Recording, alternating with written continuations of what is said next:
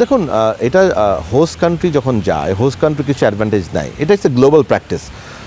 এটা নিয়ে অনেক ক্রিটিসিজম হয়েছে, কোনো সন্দেহ নাই এটা। বাট আপনাকে বুঝতে হবে আমাদের দল যখন সেখানে 5 দিন আগে গিয়েছে, আমাদের দল কিন্তু উই ওয়ার প্রিপেয়ার্ড, যে আমরা জানতাম যে হোস্ট কান্ট্রিতে কিছু ডিসিশন হয় যেগুলি বাইরে থেকে যারা আসে তাদের এগেনস্টে যায়, and we were prepared for ইট। সেজন্য আপনি দেখেছেন যে যখন যে ক্রাইসিস হয়েছে আমরা কিন্তু চেষ্টা করি সেটাকে মিটিগেট করার জন্য।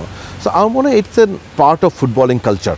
আপনি জানেন যে আমরা যখন অস্ট্রেলিয়া গিয়েছিলাম, আমি জানতাম না, পরে শুনেছি, আমাদেরকে যে মাঠ দেওয়া হয়েছিল প্র্যাকটিসের জন্য দ্যাট ওয়াজ স্মলার ফিল্ড, ওরা আমাদেরকে ফুল পিচ দেয় নাই। সো এটা কিন্তু প্রফেশনাল ফুটবলিং ওয়ার্ল্ডে যারা আছে দে নো এটা হয়, এবং এটাকে মাথায় রেখে কিন্তু আমরা গিয়েছি। সেই জন্যই আপনি দেখেন ওখানকার এলিভেশন, ওখানকার ওয়েদারের কথা চিন্তা করে কিন্তু আমরা তাইফে যাই।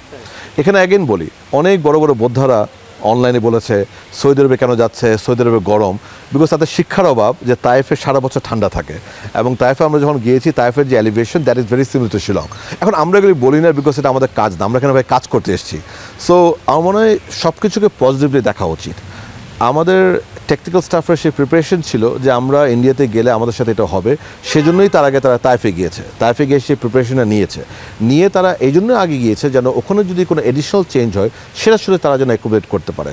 এবং আলহামদুলিল্লাহ তার ফলটা কিন্তু আপনারা সেদিন 90 মিনিটে দেখেছেন যে আমাদের দল, হ্যাঁ অফকোর্স আমিও ব্যক্তিগতভাবে মনে করি আমাদের জিতা উচিত ছিল, আমি ব্যক্তিগতভাবে মনে করি আমরা অনেক গোল মিস করেছি, কিন্তু এওয়ে ম্যাচে ভারতের মতো একটি দলের সাথে শিলংয়ের মতো একটি কঠিন জায়গায় ওয়েদার ওয়াইজ, এলিভেশন ওয়াইজ আমরা যে পারফরমেন্স দিয়েছি আলহামদুলিল্লাহ আমরা মনে করি এটা ভালো হয়েছে। অবশ্যই আমাদের আরও ভালো করতে পারতাম, আরও ভালো করবো ইনশাল্লাহ হয়তো বা সামনে, বা সেদিনের অ্যাচিভমেন্টকে কোনোভাবে ছোট করে দেখার অবকাশ নেই। সেটা তো হয়েছে এই সব কিছু বিবেচনার সকলের পরিশ্রমের ফল হিসাবে। সো আমার মনে হয় this was expected and we were prepared for it. ম্যানেজমেন্টকে নিয়ে একটা কথা হচ্ছিল যে হোস্ট কান্ট্রি যখন আপনি যাবেন সেখানে 48 ঘন্টার আগে আপনাকে পুরো সার্ভিস ইয়েটা দিবে, যা তাদের নিয়ম অনুযায়ী সেগুলো অনুযায়ী দিবে। কিন্তু 48 ঘন্টার আগে আপনি যখন আসবেন সেসবের যে হোটেল, মাঠ, যতগুলো বিষয় আছে সবগুলো আপনাদেরকে নিতে হবে। সেই জায়গাটা থেকে কি একটু পিছনে ছিলেন কিনা?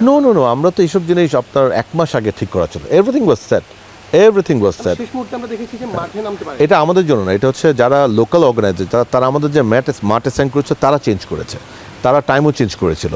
সো অ্যাবসলিউটলি এটা আমাদের কিছু করার নেই। আমরা উই ওয়ার ফুলি প্রিপেয়ার্ড, আমাদের প্ল্যান ছিল, সেই প্ল্যানটা আমরা অনেক আগে তাদেরকে দিয়ে দিচ্ছি এবং সেই প্ল্যান অনুযায়ী তারা আমাদের মাঠ অ্যাসাইন করেছিল।